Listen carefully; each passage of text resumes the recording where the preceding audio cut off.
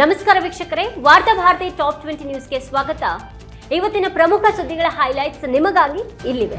ಲೋಕಸಭೆಯ ಸ್ಪೀಕರ್ ಓಂ ಬಿರ್ಲಾ ವಿರುದ್ಧ ಕಾಂಗ್ರೆಸ್ ಪಕ್ಷ ಮಂಗಳವಾರ ಅವಿಶ್ವಾಸ ಗೊತ್ತುವಳಿ ಮಂಡಿಸಲು ನೋಟಿಸ್ ಸಲ್ಲಿಸಿದ್ದು, ಸಂಸತ್ತಿನಲ್ಲಿ ಸರ್ಕಾರ ಪ್ರತಿಪಕ್ಷಗಳ ನಡುವಿನ ಉದ್ವಿಗ್ನತೆ ಮತ್ತಷ್ಟು ಹೆಚ್ಚು. ಸಂಸತ್ತಿನ ಕಲಾಪಕ್ಕೆ ನಿರಂತರ ಅಡಚಣೆಗಳ ನಡುವೆ ಈ ಬೆಳವಣಿಗೆ.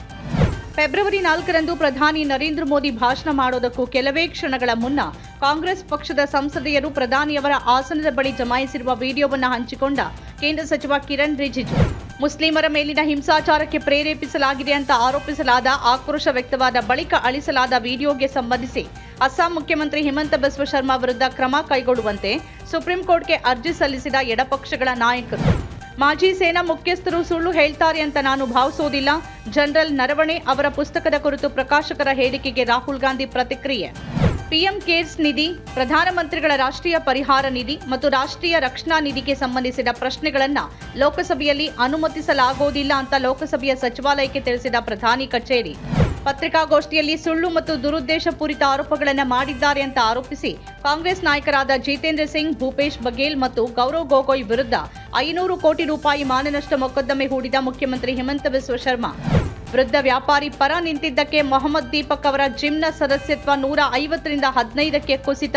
ಪ್ರಾಮಾಣಿಕತೆಗೆ ಬೆಲೆ ತೆರಬೇಕಾಗತ್ತೆ ಎಂದ ದೀಪಕ್.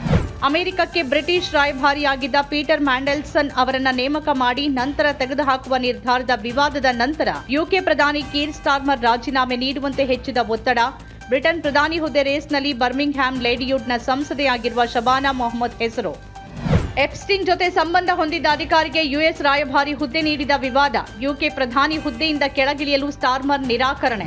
ಎಲ್ಲರೂ ಬಾಯಿ ಮುಚ್ಕೊಂಡಿದ್ರೆ ಒಳ್ಳೆಯದು ಎಂದು ಎಐಸಿಸಿ ಅಧ್ಯಕ್ಷ ಮಲ್ಲಿಕಾರ್ಜುನ್ ಖರ್ಗೆ ಹೇಳಿದ್ದಾರೆ. ಅದನ್ನು ನಾವು ಪಾಲನೆ ಮಾಡಬೇಕು ಅಂದ ಕೆಪಿಸಿಸಿ ಅಧ್ಯಕ್ಷ ಡಿಸಿಎಂ ಡಿಕೆ ಶಿವಕುಮಾರ್. ಬೆಳ್ತಂಗಡಿಯಲ್ಲಿ ಸೋಮವಾರ ಕಾಲೇಜು ವಿದ್ಯಾರ್ಥಿನಿಯನ್ನ ಕಾರಿನಲ್ಲಿ ಬಂದ 3 ಮುಸುಕುದಾರಿಗಳು ಅಪಹರಿಸಲು ಯತ್ನಿಸಿದ ಪ್ರಕರಣಕ್ಕೆ ತಿರುವು. ಇಡೀ ಪ್ರಕರಣವೇ ವಿದ್ಯಾರ್ಥಿನಿ ಆಡಿದ ನಾಟಕ ಅನ್ನೋದು ಪೊಲೀಸ್ ತನಿಖೆಯಿಂದ ಬಹಿರಂಗ.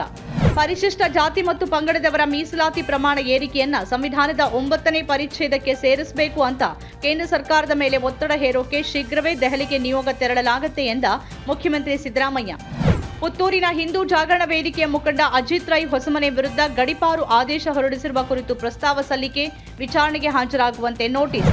ರಾಜ್ಯ ನಗರಾಭಿವೃದ್ಧಿ ಸಚಿವ ಬೈರತಿ ಸುರೇಶ್ ಅವರ ಕಚೇರಿಯಲ್ಲಿ 300 ಗ್ರಾಂ ಚಿನ್ನಾಭರಣ ಹಾಗೂ 1.5 ಲಕ್ಷ ರೂಪಾಯಿ ನಗದಿದ್ದ ಬ್ಯಾಗು ಕಳವು. ಪ್ರಕರಣಕ್ಕೆ ಸಂಬಂಧಪಟ್ಟಂತೆ ಆರೋಪಿ ಆಂಟೋನಿಯನ್ನ ಬಂಧಿಸಿದ ವಿಧಾನಸೌಧ ಪೊಲೀಸರು.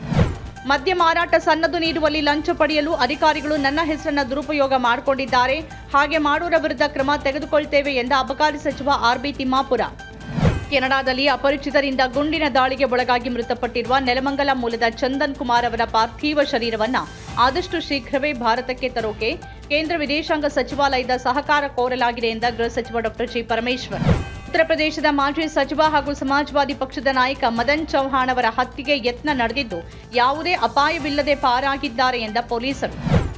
ಲೋಕೋಪಯೋಗಿ ಇಲಾಖೆ ಅಂದರೆ ಪಿಡಬ್ಲ್ಯೂಡಿನ ಎಕ್ಸಿಕ್ಯೂಟಿವ್ ಎಂಜಿನಿಯರ್ ಹಾಗೂ ಅಕೌಂಟೆಂಟ್ ಲಂಚ ಸ್ವೀಕರಿಸುವ ವೇಳೆ ಲೋಕಾಯುಕ್ತ ಅಧಿಕಾರಿಗಳ ಬಲೆಗೆ. ವಿಜಯನಗರ ಜಿಲ್ಲೆಯ ಹೊಸಪೇಟೆಯಲ್ಲಿ ನಡೆದ ಘಟನೆ.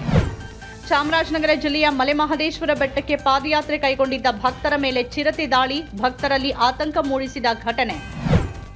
ನಕಲಿ ದಾಖಲೆಗಳನ್ನು ಸೃಷ್ಟಿ ಮಾಡಿಕೊಂಡು ಸಾಮಾಜಿಕ ಜಾಲತಾಣಗಳಲ್ಲಿ ತನ್ನನ್ನ ಐಪಿಎಸ್ ಅಧಿಕಾರಿ ಅಂತ ಬಿಂಬಿಸಿಕೊಂಡು ಮಹಿಳೆಯೊಬ್ಬರನ್ನ ಮದುವೆಯಾಗಿ ವಂಚಿಸಿದ ಪ್ರಕರಣದಲ್ಲಿ ವ್ಯಕ್ತಿಯೊಬ್ಬನನ್ನ ಬಂಧಿಸಲಾಗಿದೆ ಎಂದ ರಾಜಸ್ಥಾನ ಪೊಲೀಸರು.